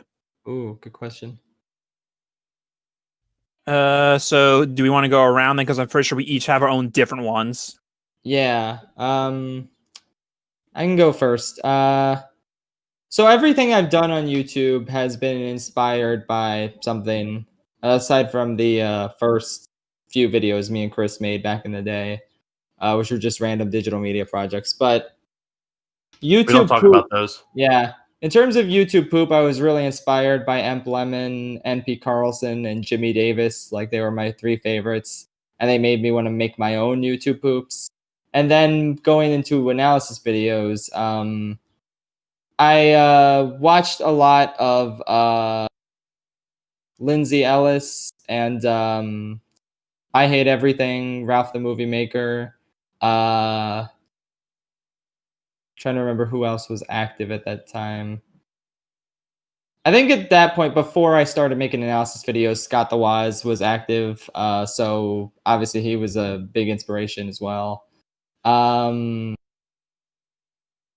I don't know. There's too many. Red Letter Media for sure. There's a lot, and but in terms of favorite videos, off the top of my head, for just I guess the ones I just mentioned, Ralph's review of the Bye Bye Man, I Hate Everything's review of the Fred trilogy, which is how I got introduced to Ralph actually. Lindsay's Pocahontas video was really good. I don't even remember who the 4th person I meant. No, wait. Oh yeah. No, it was Scott. Picking a favorite Scott video is borderline impossible, but I guess it's Awesome Baby is by default. And Red Letter Media, the one with the volcano god. So yeah, good stuff.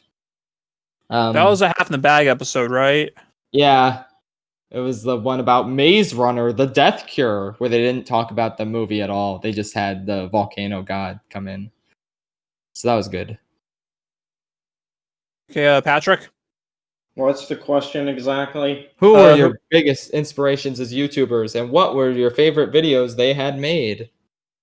Well, I'm kind of I don't really know. I just got into editing, but I did follow the example. I did mainly start with editing by following the example of a certain YouTuber by going into digital media class in high school. This YouTuber is kind of an asshole, though. His name is Shay Frillis. Oh, fuck that Yeah, guy. fuck that guy. I hate him. He's the worst. Yeah, but I mean, I don't know. His content is weird because where do you go to picking something when there's so much variety of nonsense on the channel? Nobody It makes knows. me think, I guess my favorite is still the one Smash AMV of the Oh, yeah. greatest show. Yeah, Patrick's biggest inspiration on YouTube is the irate gamer. correct. I don't even know who that is, really. I don't even know who you are. Anyway, how about y'all? Chris.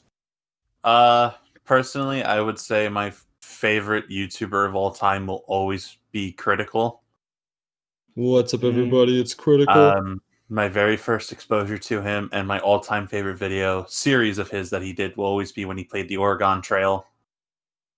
I remember I learned about the trail in, I think it was like 8th grade.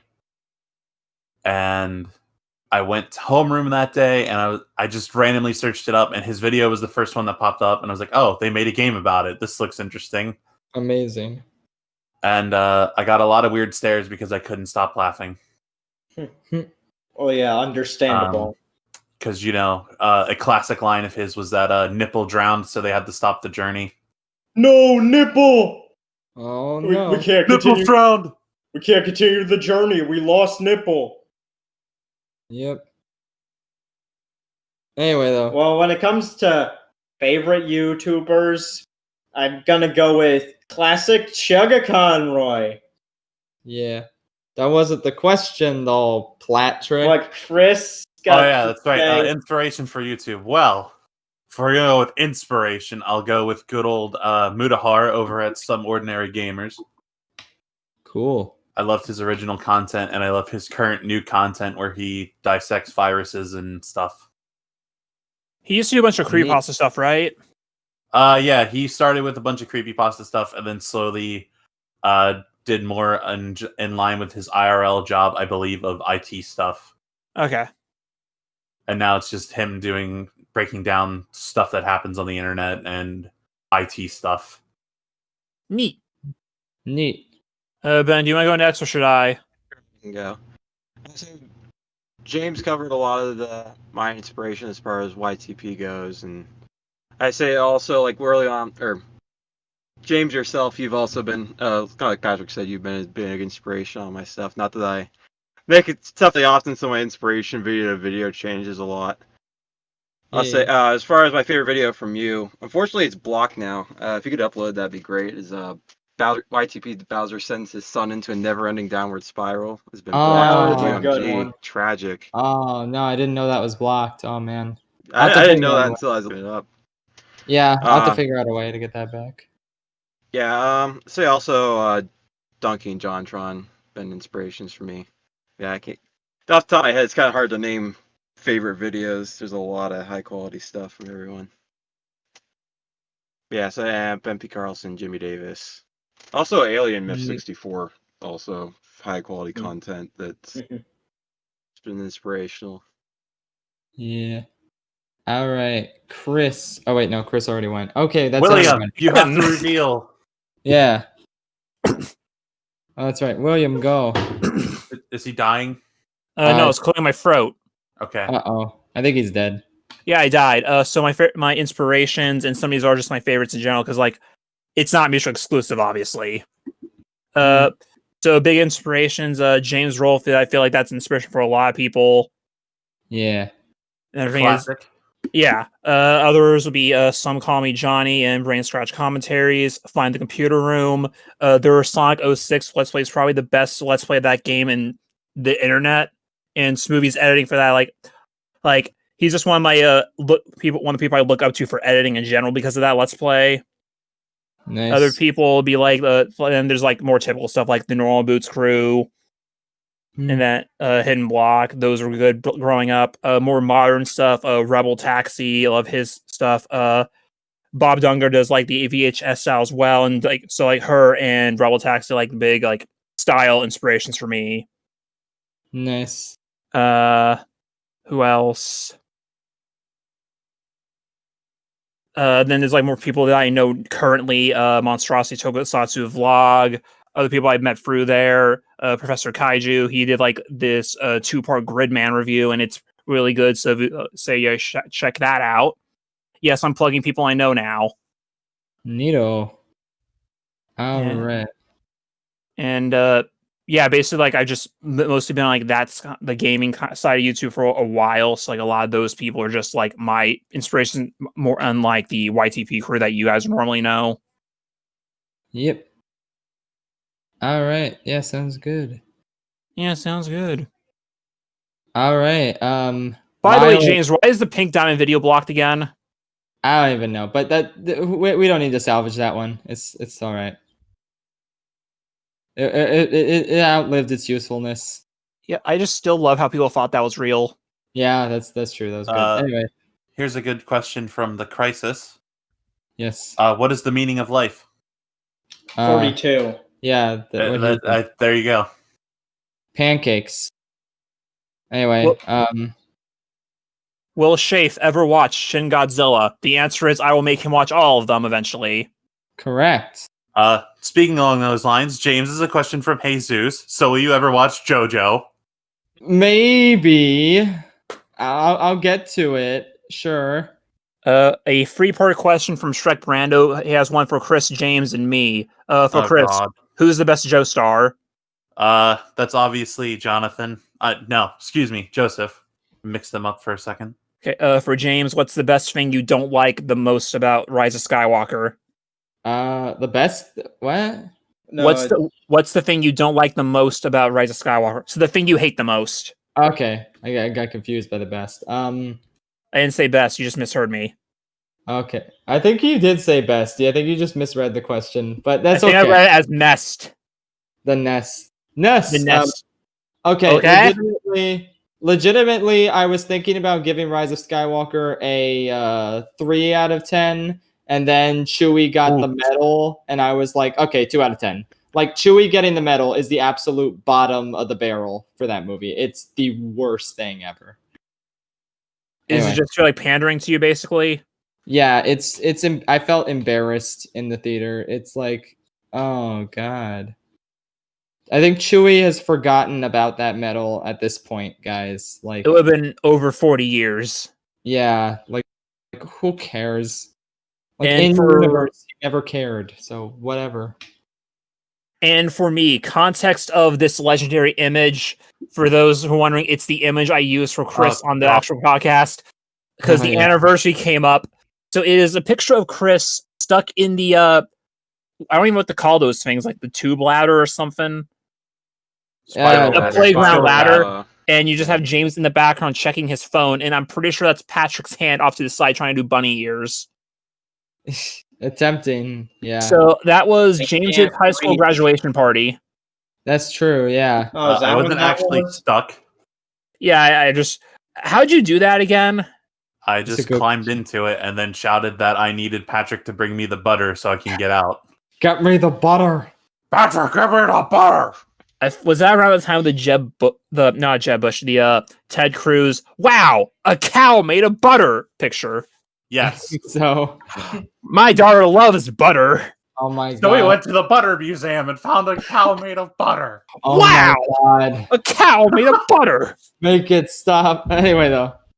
Good, yeah. Scroll Good up. times. Wait. Miles/BLM asks, should I charge my phone? It's on 10% battery. This was Yes. 1 hour ago. When this gets posted in 2 weeks, yes, you should charge it. Yes, do it. Anyway, though, I had another question I saw because that was a joke question. So Sam asks, "What's the first Broadway and/or stage musical you ever listened to or watched?" So I really didn't listen to anything before I was in theater. It all started with Thoroughly Modern Millie in 7th grade for me. You can't watch what you're in. Exactly.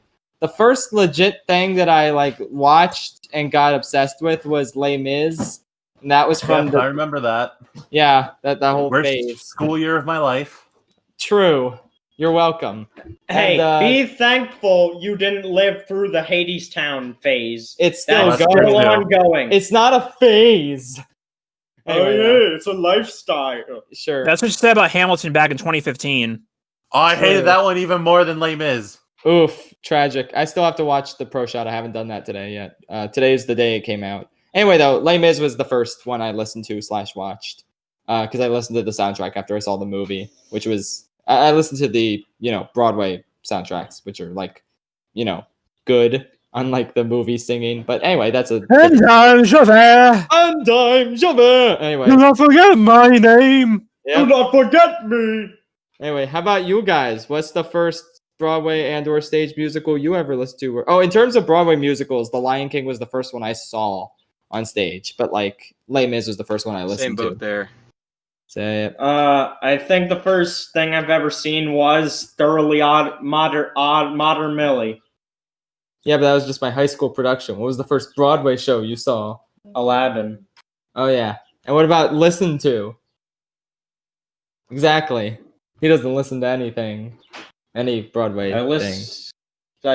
I get all the music I need from Smash. Okay. I guess so. Sure. How about everyone else?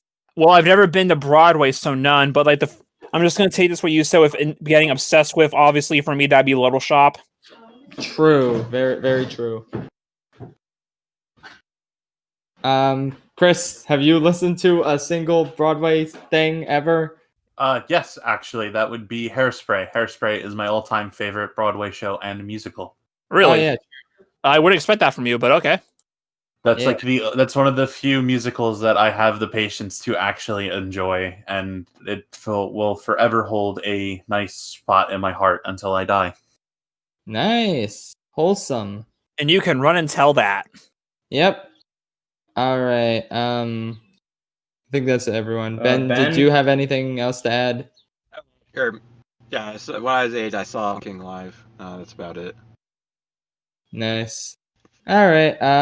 Anyone else have a question they would like to? I guess this will be the last question for everybody then. Yeah. This is from Mario Bowser 494. They ask, "What is our favorite film of all time?" For me, it's Whiplash because masterpiece. Everyone else, go.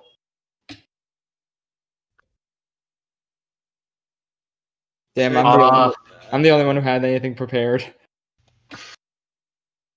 So at the moment, for me, it'd probably be between either The Prestige or Amadeus. Ooh, good choices. I'm gonna go the route that William would likely go if he was here. However, his dog is freaking out, so he can't partake just yet. Uh-oh. My dog shut up already, but go ahead. Yeah. There we go. But my favorite movie of all time will always be Event Horizon. Nice. Why would I go that route? A very good horror film that doesn't get the recognition it deserves, and apparently Amazon has picked it up for a television series based in that universe somehow, and I've not heard anything about it since like the end of last year. Interesting. All right. Patrick, do you have anything? William, do you have anything? So I don't have a singular favorite film. I just have my favorites. So I'm just gonna list a couple of them. Already brought up Little Shop of Horses, the musical section, but obviously that'd be one of my favorite movies. Scott Pilgrim, Original King Kong, Repo the Genetic Opera, Nightmare on Elm Street Free, Goofy Movie, Jungle Book, the 1967 one from Disney, not the new one. Hunchback, also Disney. There's just a couple. Nice. Spider-Verse is probably a recent favorite. Yeah. Yeah. And Patrick, if you don't pick one, we're assigning Shark Tale. His favorite is Shrek Musical. His is the Shrek dub that you and he did, James. Oh, that's true. I still need to edit that. Something Infinite War. Something Games End. Huh? He's talking about Infinity War at Endgame. I didn't want to acknowledge it, but that's what it was. Okay. Okay, so we're gonna go with the answer from Martin that Scorsese. Yeah, we're gonna go with the answer that his favorite thing is the Shrek dub that we did. Yep. If I was Sounds more valid. You guys have had that recorded for how long now? It's been a while. I think James is in the process of editing it because there's a lot of stuff that has to get cut out. True. Namely, his mom interrupting us. Toy Story 3. Okay.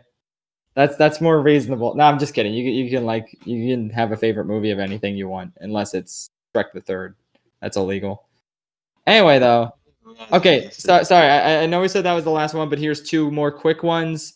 P5 Sonic Fan 02 is like, still. Will James still make a vid on Artemis Fowl? That movie was so bad. It makes me bleh. There's just a lot of vomit emojis. And then he says, "I'm better now." Yes, I will. And then DMC2 in person form asks, "Who's the objective best Phineas and Ferb character?" That's easy. Doofenshmirtz. There is no argument to be made. You're forgetting somebody. Perry the Platypus. What? You objectively can't say anything wrong about someone who can't say anything. I mean, I guess so. Chris, what were you going to say? You gotta give me a minute. I gotta look up his name. Okay. Baljeet. That's true. Actually, yeah. I take back my answer. Baljeet is also the objective best. No, you said Doofenshmirtz, so I get Baljeet. That's fair. That's also fair. Anyway. Anyone else have any ideas for who the objective best character is? I wasn't even paying attention. Oh, the Phineas Ferb one. Doofenshmirtz. Yeah, 2 points for Doofenshmirtz. All right, Ben. So vote Doof. Yes, Doof wins. Hooray! He can't win the Hunger Games This though. is the first thing he'll ever win, and the only thing he'll ever win that we do. That is true. I still can't believe I picked the Funko Pop as a joke and it fucking won. That was the worst thing. The most The worst thing of my life. Okay. I would even go as far to say that was his mistake. I think so. There was a lot of that was his mistake jokes in this episode. I mean, there were a lot of mistakes that were made. Everyone jumped down the rock hole. Mistakes were made, yeah. Well, everyone was high. Mistakes were his. Yeah. The entire Morbid Tabernacle choir jumped like lemmings. That's true. That was amazing. Wait, no, I thought they climbed a tree and then they fell on somebody. Yeah, the They entire all climbed the same tree. Yeah. How big was the tree? I don't know. For anyone who's confused, we do like Hunger Games simulations on our Twitter every Wednesday night. And it's not even like a regular thing that we schedule for Wednesday. It just happens to be every Wednesday night for some reason. So, yeah, it's like the Doof has come in second place twice. He lost when there was only one other person left, 2 times in a row. What are the odds? And then the third one. The first one, he got his neck was snapped by Luigi. Yeah. No, that was I the forget. second one. How did he die in the second one that he came in Yeah, second? that was the second one with Luigi. Oh. The first one, Makoto beat him. Oh, that's right. And then the third one, he came in 4th place, so he still made it all the way to the end. He got cucked by Daddy Pig. Yeah, Daddy Pig from Peppa Pig. And Batman Funko Pop stole the victory. It was so sad. By stabbing Mothra with a trident.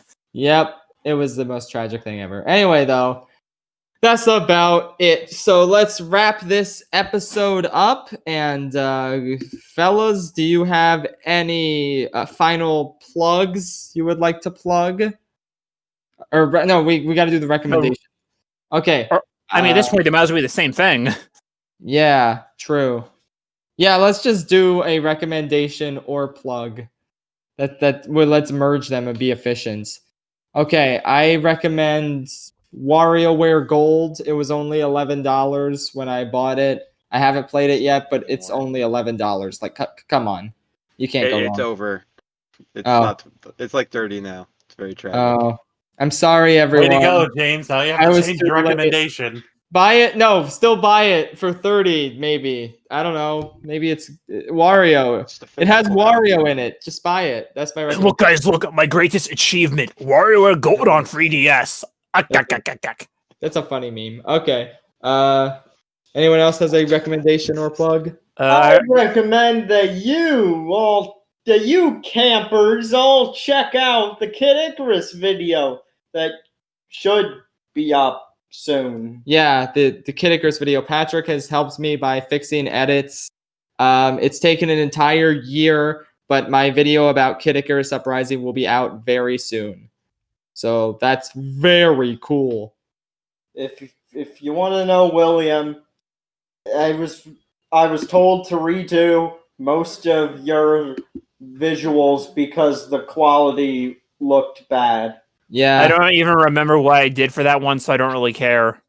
it's all good.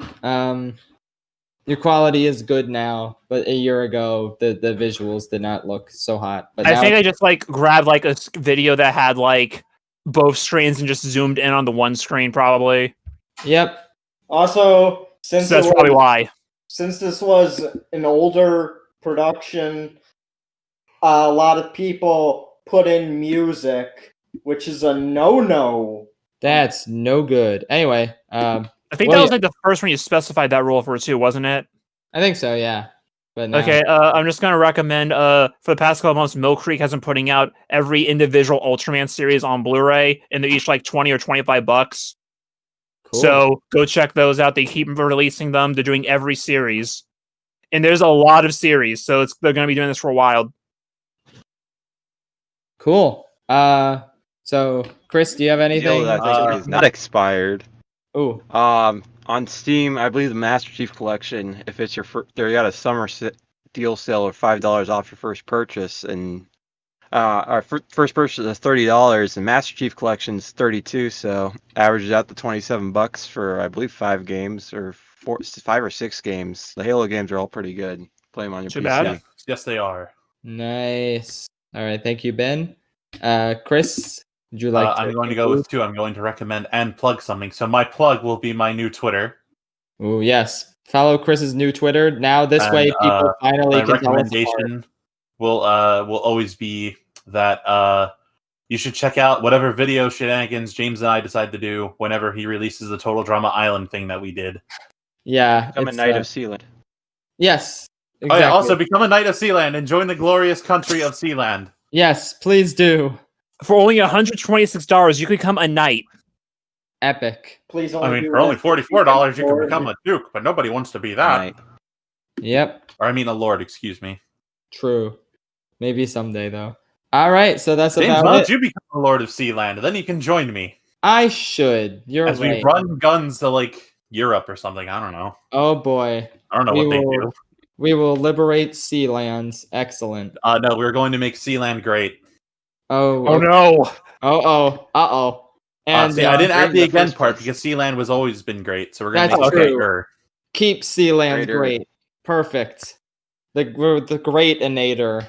Amazing. Status quo. Keep the status quo in Sealand. We're going to invade Britain with Sealand. Epic. I can't wait. Hopefully All right. this time I remember to put our Twitter Maybe this time I remember to put our Twitter handles on the thumbnail. Perhaps. All right. Thank you, everyone. Follow all of us on our Twitters, and good night, tri-state area. Bye-bye. Thanks for recording, Yeah. Craig. Yeah.